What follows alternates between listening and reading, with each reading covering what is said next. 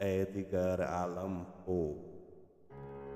Tradução: Breno Silveira.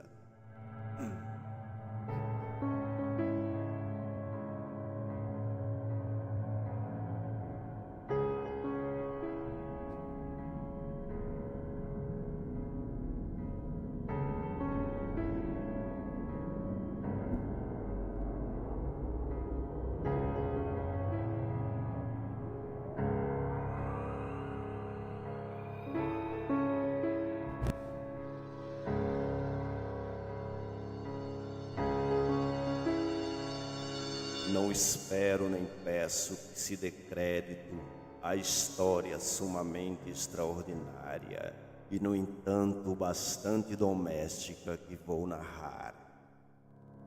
Louco seria se esperasse tal coisa, tratando-se de um caso que os meus próprios sentidos se negam a aceitar. Não obstante, não estou louco, e com toda a certeza não sonho, mas amanhã morro, e por isso gostaria hoje de aliviar o meu espírito.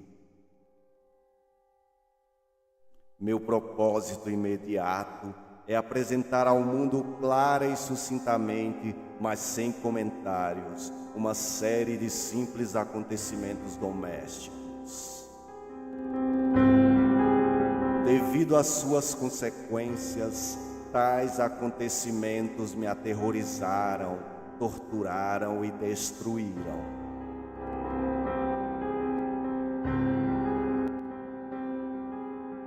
No entanto, não tentarei esclarecê-los. Em mim, quase não produziram outra coisa senão horror, mas em muitas pessoas talvez lhes pareçam menos terríveis que grotescos. Talvez mais tarde haja alguma inteligência que reduza o meu fantasma a algo comum.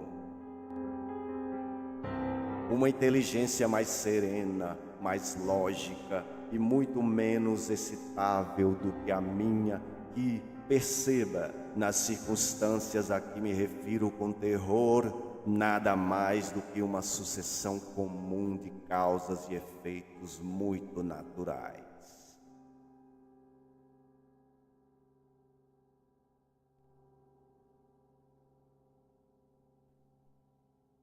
Desde a infância, tornaram-se patentes a docilidade e o sentido humano de meu caráter. A ternura de meu coração era tão evidente que me tornava alvo dos gracejos de meus companheiros.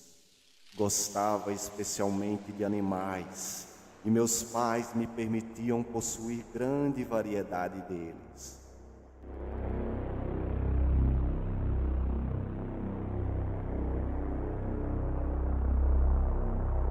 Passava com eles quase todo o meu tempo e jamais me sentia tão feliz como quando lhes dava de comer ou os acariciava.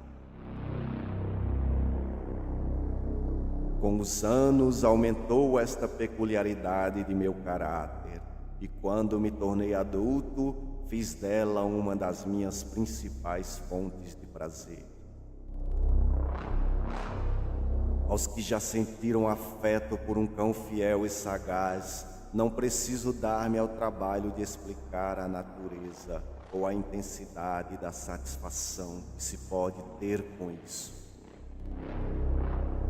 Há algo no amor desinteressado e capaz de sacrifícios de um animal, que toca diretamente o coração daqueles que tiveram ocasiões frequentes de comprovar a amizade mesquinha e a frágil fidelidade de um simples homem.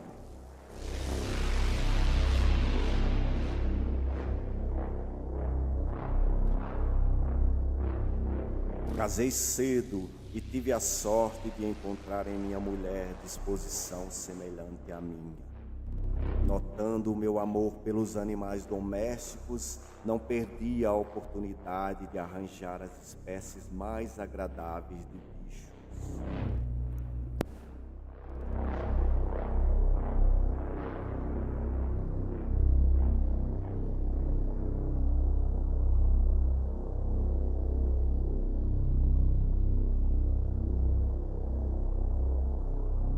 tínhamos pássaros, peixes dourados, um cão, coelhos, um macaquinho e um gato. Este último era um animal extraordinariamente grande e belo, todo negro e de espantosa sagacidade. Ao referir-se à sua inteligência, minha mulher, que no íntimo de seu coração era um tanto supersticiosa, fazia frequentes alusões à antiga crença popular de que todos os gatos pretos são feiticeiros disfarçados. Aliás, são feiticeiras disfarçadas. Não que ela se referisse seriamente a isso. Menciono o fato apenas porque aconteceu lembrar-me disso neste momento. Pluto, assim se chamava o gato, era o meu preferido, com o qual eu mais me distraía.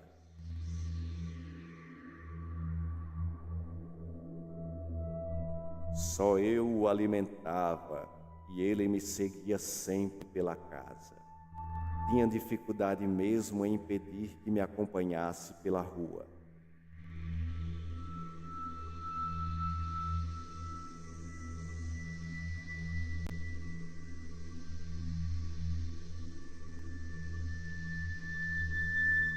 Nossa amizade durou desse modo vários anos, durante os quais não só o meu caráter como o meu temperamento, enrubesço ao confessá-lo, sofreram devido ao demônio da intemperância. Uma modificação radical para pior. Tornava-me dia a dia mais taciturno, mais irritadiço, mais indiferente aos sentimentos dos outros.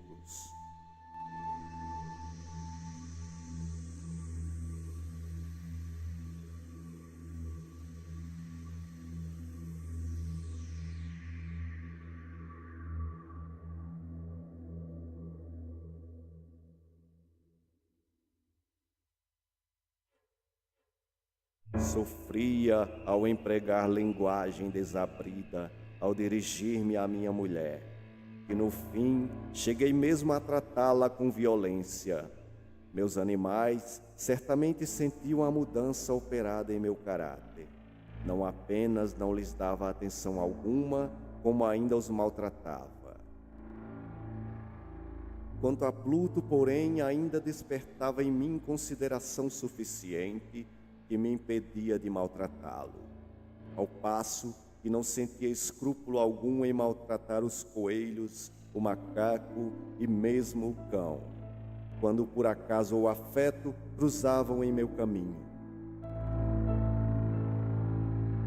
Meu mal, porém, ia tomando conta de mim, que outro mal pode se comparar ao álcool, e no fim, até Pluto, que começava agora a envelhecer e por conseguinte se tornara um tanto rabugento, até mesmo Pluto começou a sentir os efeitos de meu mau humor.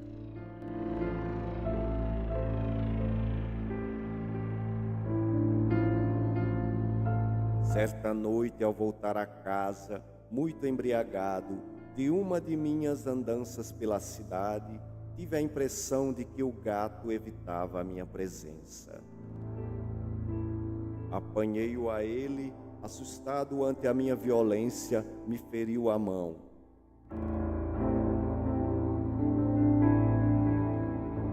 Assustado ante a minha violência, me feriu a mão levemente, com os dentes. Uma fúria demoníaca apoderou-se instantaneamente de mim. Já não sabia mais o que estava fazendo. Disse-ia que súbito minha alma abandonara o corpo e uma perversidade mais do que diabólica, causada pela genebra, fez vibrar todas as fibras de meu ser.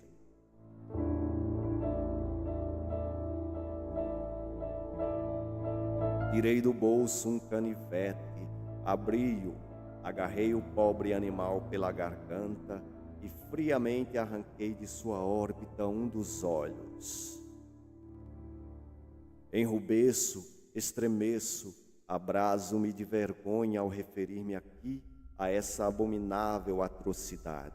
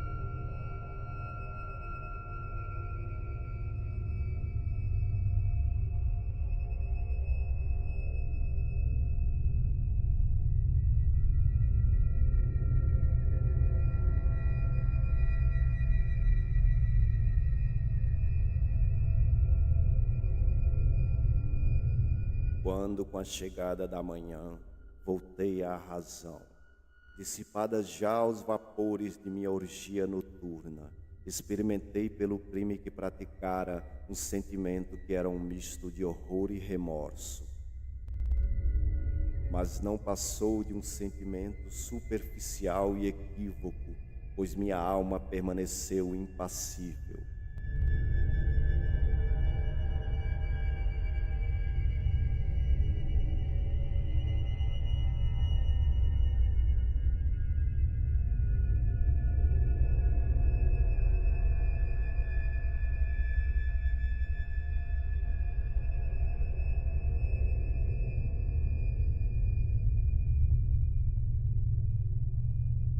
Mergulhei novamente em excessos, afogando logo no vinho a lembrança do que acontecera.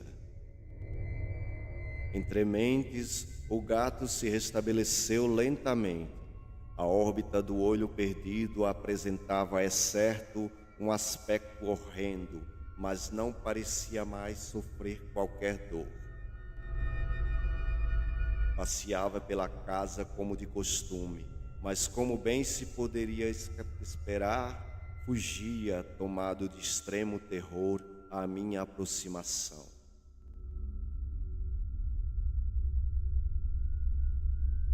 Restava-me ainda o bastante de meu antigo coração para que a princípio sofresse com aquela evidente aversão por parte de um animal que antes me amara tanto.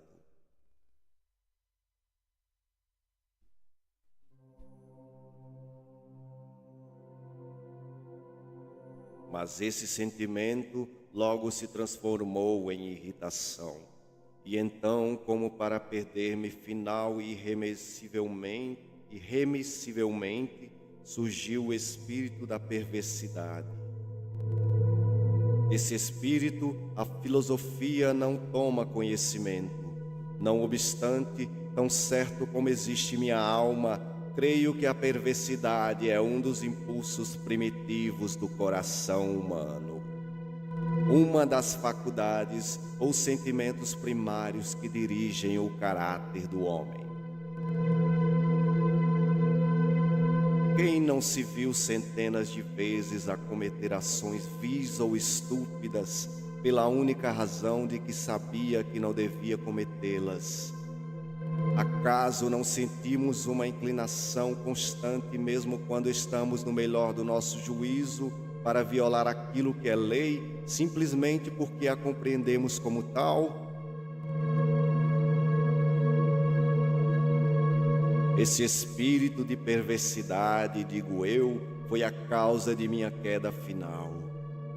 O vivo e insondável desejo da alma de atormentar-se a si mesma, de violentar sua própria natureza, de fazer o mal pelo próprio mal foi o que me levou a continuar e, afinal, a levar a cabo o suplício que infligira ao inofensivo animal.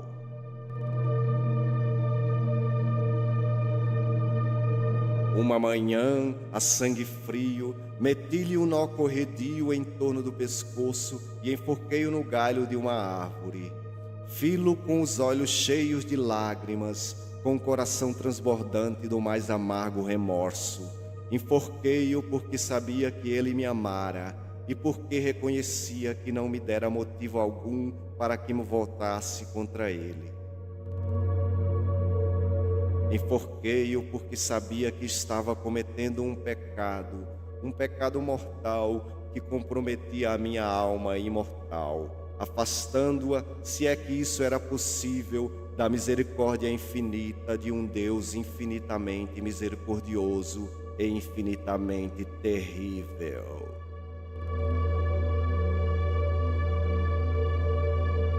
Na noite do dia em que foi cometida essa ação tão cruel, fui despertado pelo grito de fogo. As cortinas de minha cama estavam em chamas. Toda a casa ardia. Foi com grande dificuldade que minha mulher, uma criada e eu conseguimos escapar do incêndio. A destruição foi completa. Todos os meus bens terrenos foram tragados pelo fogo. E desde então me entreguei ao desespero. Não pretendo estabelecer relação alguma entre causa e efeito, entre o desastre e a atrocidade por mim cometida, mas estou descrevendo uma sequência de fatos e não desejo omitir nenhum dos elos dessa cadeia de acontecimentos.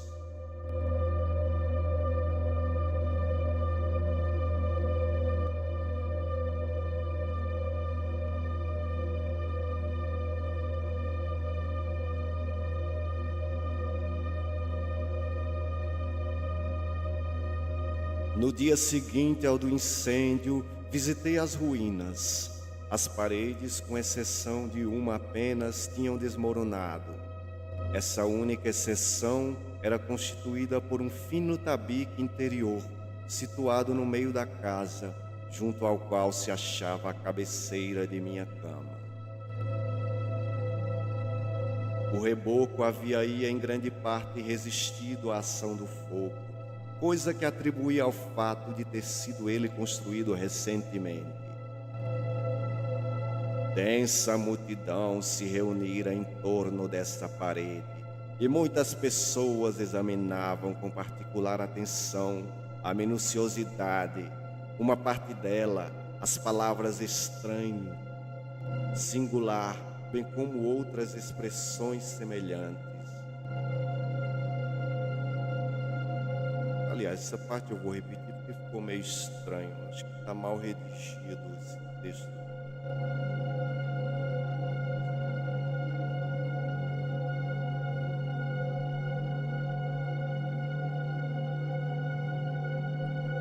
Densa multidão se reunira em torno dessa parede, e muitas pessoas examinaram com particular atenção a minuciosidade,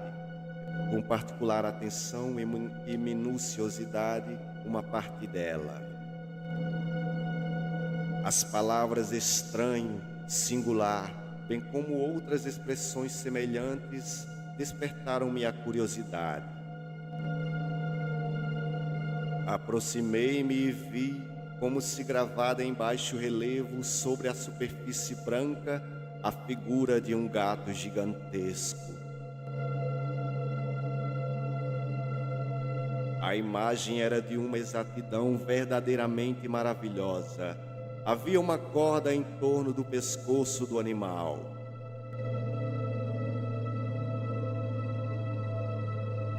Logo que vi tal aparição, pois não poderia considerar aquilo como sendo outra coisa, o assombro e o terror que se me apoderaram foram extremos.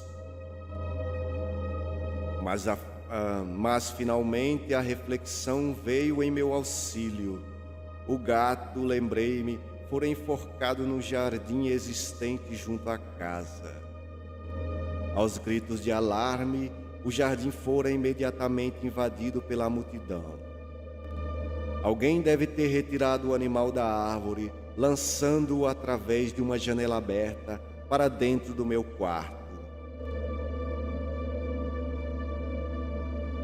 Isso foi feito provavelmente com a intenção de despertar-me. A queda das outras paredes havia comprimido a vítima de minha crueldade no gesso recentemente colocado sobre a parede que permanecera de pé. A cal do muro, com as chamas e o amoníaco desprendido da carcaça, produzira a imagem tal qual eu agora a via.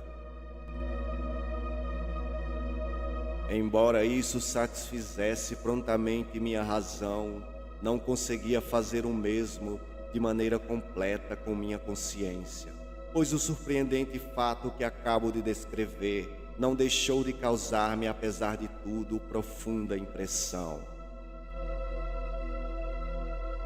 Durante meses não pude livrar-me do fantasma do gato, e nesse espaço de tempo nasceu em meu espírito uma espécie de sentimento que parecia remorso, embora não o fosse. Cheguei mesmo a lamentar a perda do animal e a procurar nos sórdidos lugares que então frequentava outro bichano da mesma espécie e de aparência semelhante que pudesse substituí-lo.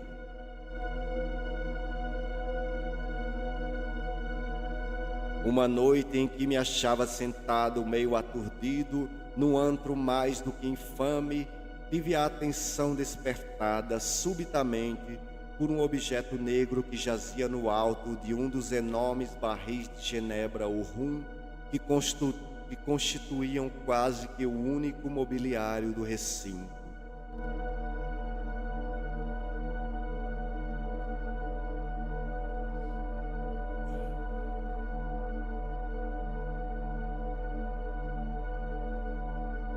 Fazia já alguns minutos que olhava fixamente o alto do barril, e o que então me surpreendeu foi não ter visto antes o que havia sobre o mesmo.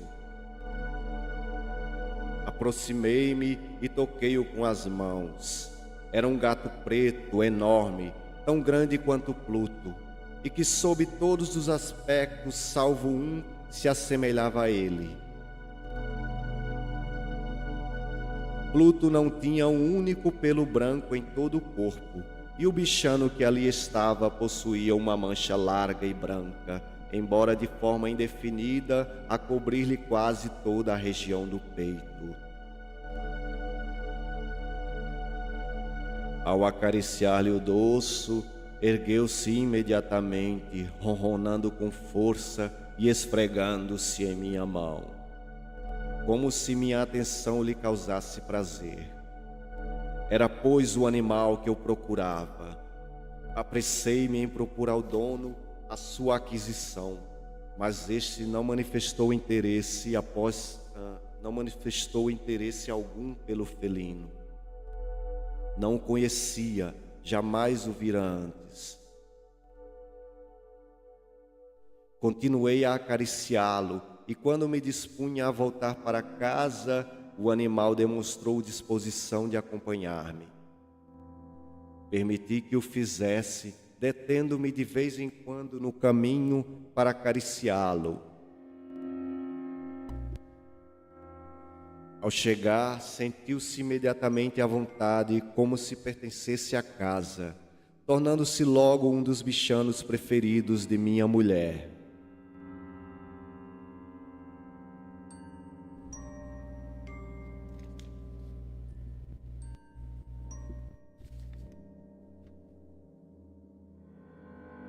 De minha parte, passei a sentir logo aversão por ele.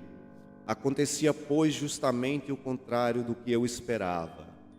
Mas a verdade é que, não sei como nem porquê, seu evidente amor por mim me desgostava e aborrecia. Lentamente, tais sentimentos de desgosto e fastio se converteram no mais amargo ódio. Evitava o animal. Uma sensação de vergonha bem como a lembrança da crueldade que praticara, impediam-me de maltratá-lo fisicamente. Durante algumas semanas, não lhe bati nem pratiquei contra ele qualquer violência, mas aos poucos, muito gradativamente, passei a sentir por ele inenarrável horror, fugindo em silêncio de sua odiosa presença, como se fugisse de uma peste.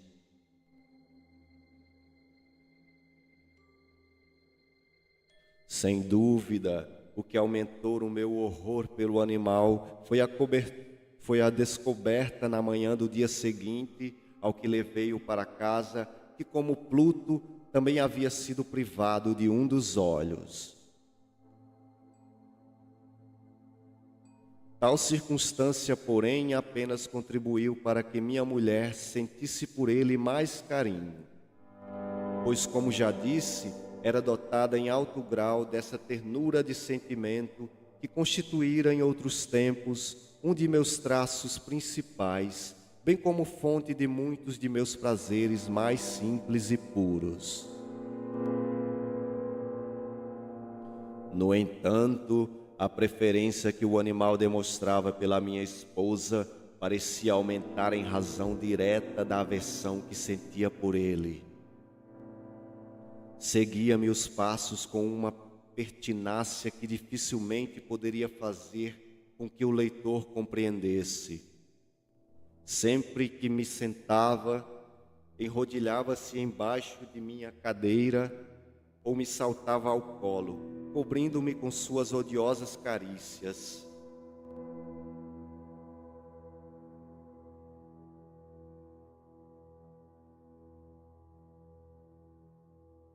Se me levantava para andar, metia-se-me entre as pernas e quase me derrubava, ou então, cravando suas longas e afiadas garras em minha roupa, subia por ela até o meu peito. Nessas ocasiões, embora tivesse ímpetos de matá-lo de um golpe, abstinha-me de fazê-lo devido em parte à lembrança de meu crime anterior, mas, sobretudo, apresso-me a confessá-lo pelo pavor extremo que o animal me despertava.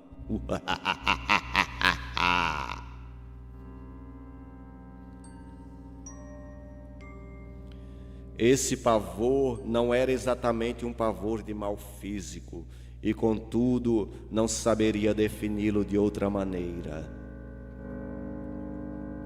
Quase me envergonha confessar, sim, mesmo nesta cela de criminoso, quase me envergonha confessar que o terror e o pânico que o animal me inspirava eram aumentados por uma das mais puras fantasias que se possa imaginar. Minha mulher, mais de uma vez, me chamara a atenção para o aspecto da mancha branca a que já me referi, e que constituía a única diferença visível entre aquele estranho animal e o outro que eu enforcara. O leitor de certo se lembrará de que aquele sinal, embora grande, tinha a princípio uma forma bastante indefinida. Mas lentamente, de maneira quase imperceptível, que a minha imaginação durante muito tempo lutou por rejeitar como fantasiosa, adquirira por fim uma nitidez rigorosa de contornos. Era agora a imagem de um objeto cuja menção me faz tremer.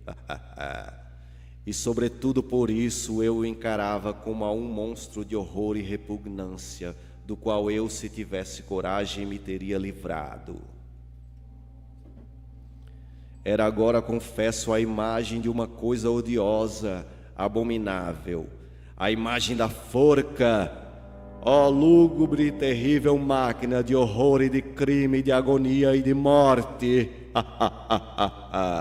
Na verdade, naquele momento eu era um miserável, um ser que ia além da própria miséria da humanidade. Era uma besta fera, cujo irmão fora por mim desdenhosamente destruído, uma besta fera que se engendrava em mim, homem feito à imagem do Deus Altíssimo. Ó grande e insuportável infortúnio! Ai de mim, nem de dia nem de noite conheceria jamais a bênção do descanso. Durante o dia o animal não me deixava a sós um único momento, e à noite despertava de hora em hora, tomado do indescritível terror de sentir o hálito quente da coisa sobre o meu rosto e o seu enorme peso, encarnação de um pesadelo que não podia afastar de mim, pousado eternamente sobre o meu coração.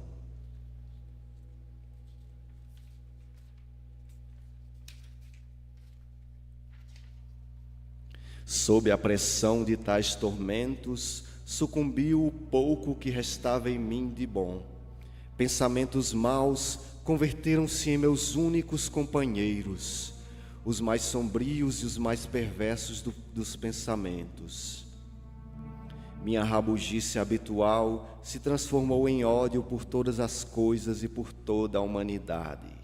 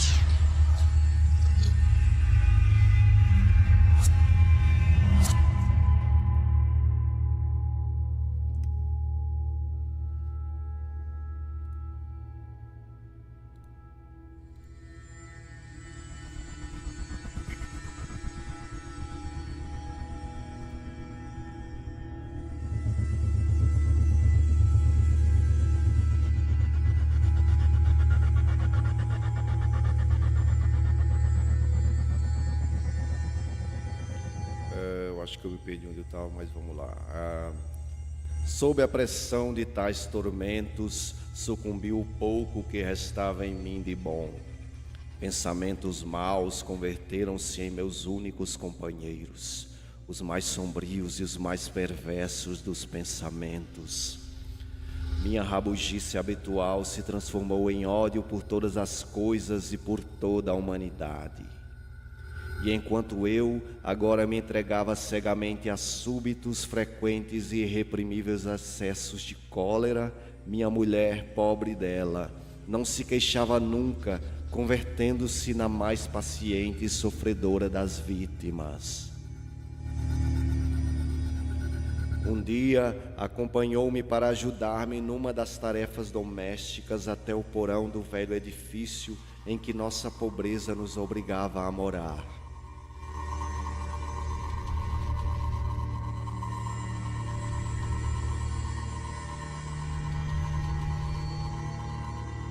A morar.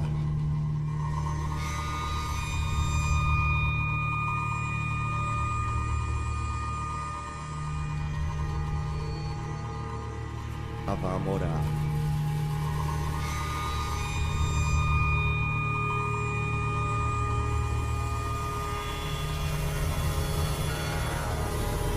A morar.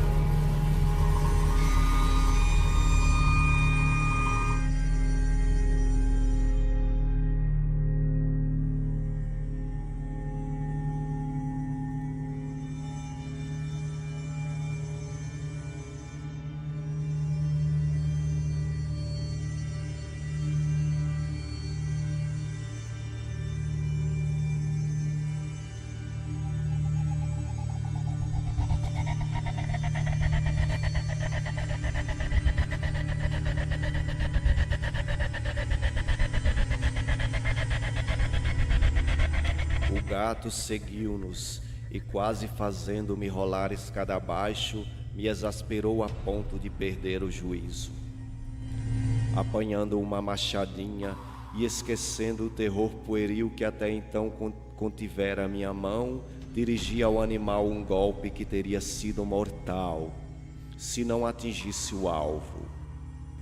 Aliás, que teria sido mortal se atingisse o alvo.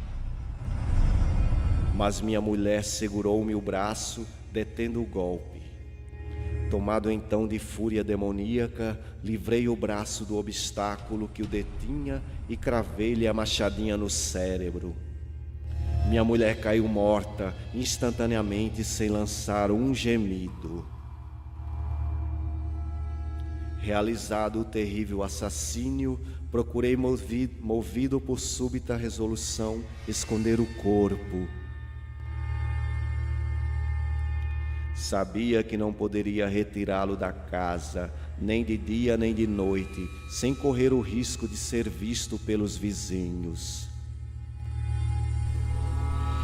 Ocorreram-me vários planos. Pensei por um instante em cortar o corpo em pequenos pedaços e destruí-los por meio do fogo. Resolvi depois cavar uma fossa no chão da adega. Em seguida pensei em atirá-lo ao poço do quintal. Mudei de ideia e decidi metê-lo num caixote como se fosse uma mercadoria na forma habitual, fazendo com que um carregador o retirasse da casa. Finalmente tive uma ideia que me pareceu muito mais prática. Resolvi emparedá-lo na adega, como faziam os monges da Idade Média com as suas vítimas.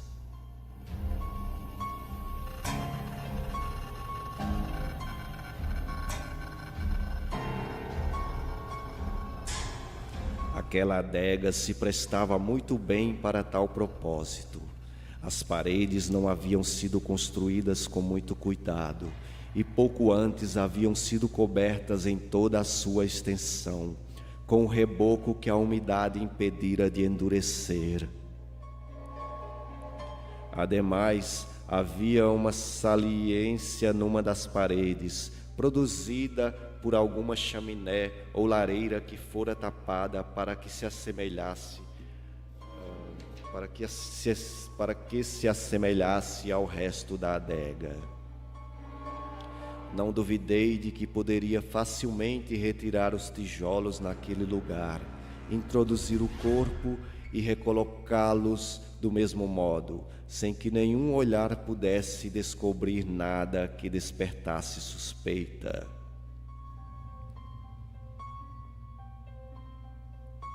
E não me enganei em meus cálculos.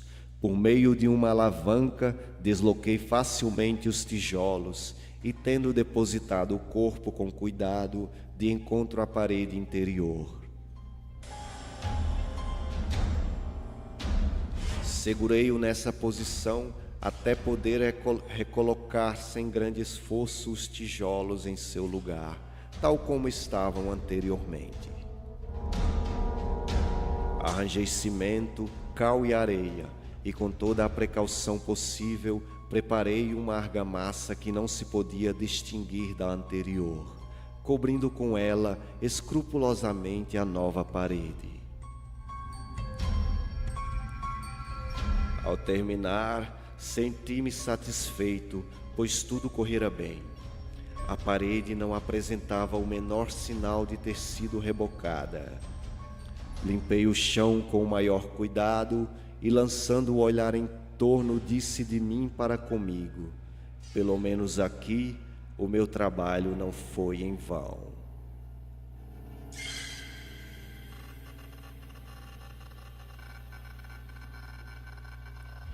O passo seguinte foi procurar o animal que havia sido a causa de tão grande desgraça, pois resolvera finalmente matá-lo.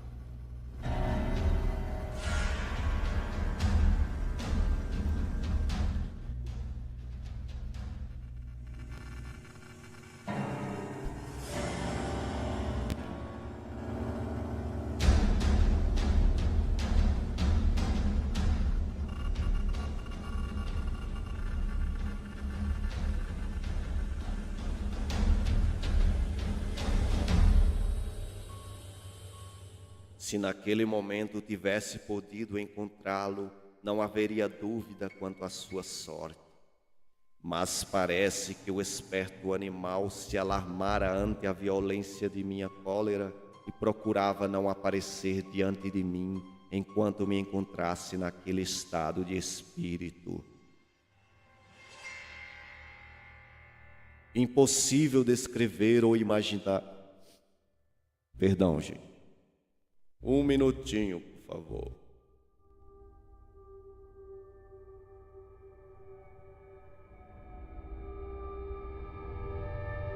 Boa noite, Fernandinho. Você está aí ainda, meu irmão?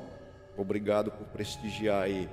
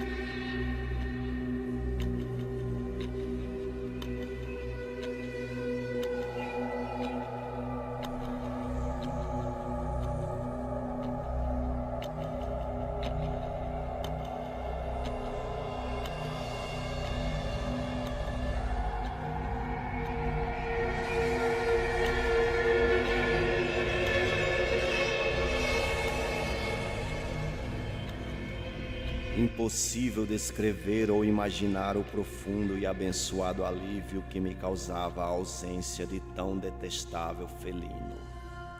Não apareceu também durante a noite, e assim, pela primeira vez, desde sua entrada em casa, consegui dormir tranquila e profundamente. Sim, dormi, mesmo com o peso daquele assassínio sobre a minha alma. Transcorreram o segundo e o terceiro dia, e o meu algoz não apareceu. Pude respirar novamente como homem livre. O monstro, aterrorizado, fugira para sempre de casa. Não tornaria a vê-lo. Minha felicidade era infinita. A culpa de minha tenebrosa ação pouco me inquietava. Foram feitas algumas investigações, mas respondi prontamente a todas as perguntas. Procedeu-se também a uma vistoria em minha casa, mas naturalmente nada podia ser descoberto. Eu considerava já como coisa certa a minha felicidade futura.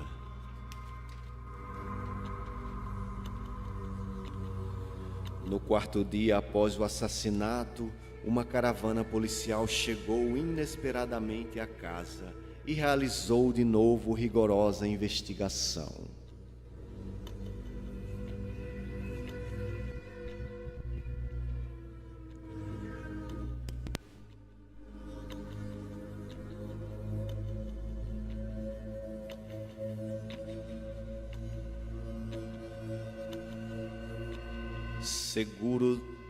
Seguro, no entanto, de que ninguém descobriria jamais o lugar em que eu ocultara o cadáver, não experimentei a menor perturbação.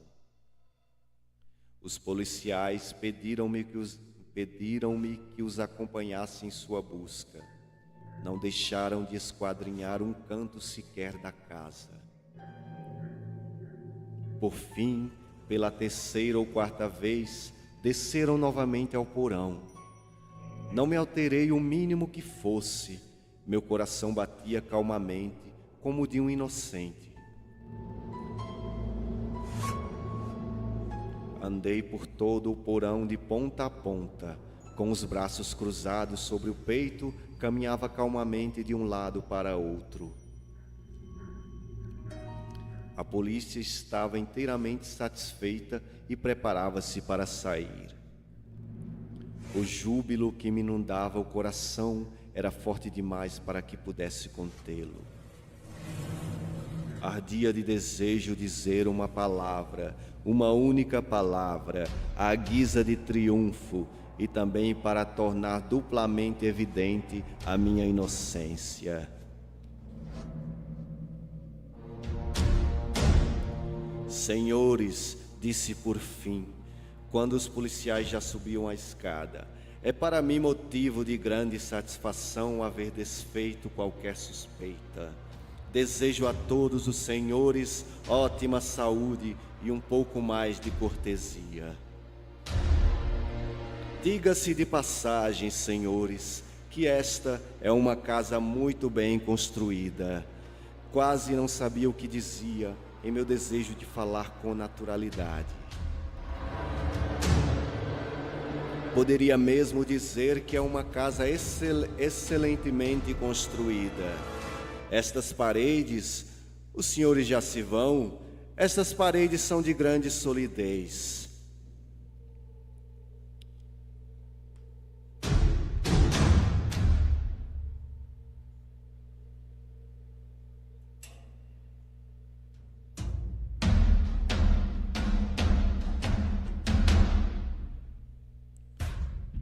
Nessa altura, movido por pura e frenética fanfarronada, bati com força com a bengala que tinha na mão, justamente na parte da parede atrás da qual se achava o corpo da esposa de meu coração.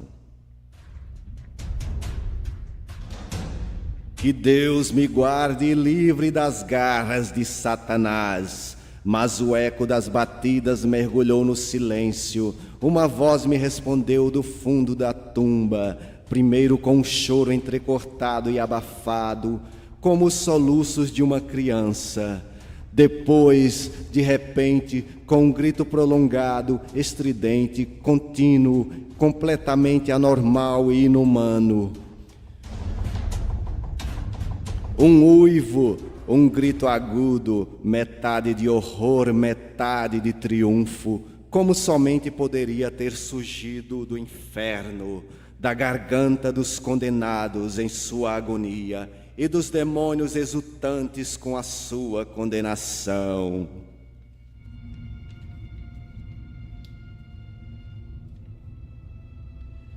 Quanto aos meus pensamentos, é loucura falar. Sentindo-me desfalecer,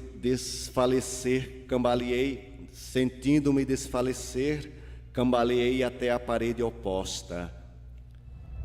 Durante um instante, o grupo de policiais deteve-se na escada, imobilizado pelo terror. Decorrido um momento, 12 braços vigorosos atacaram a parede, que caiu por terra.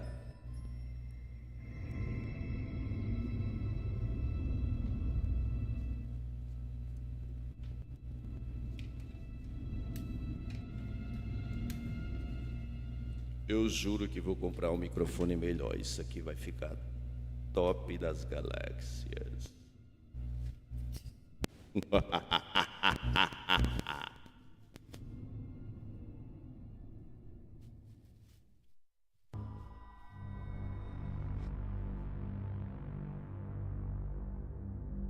O cadáver, já em adiantado estado de decomposição e coberto de sangue coagulado, apareceu, ereto aos olhos dos presentes.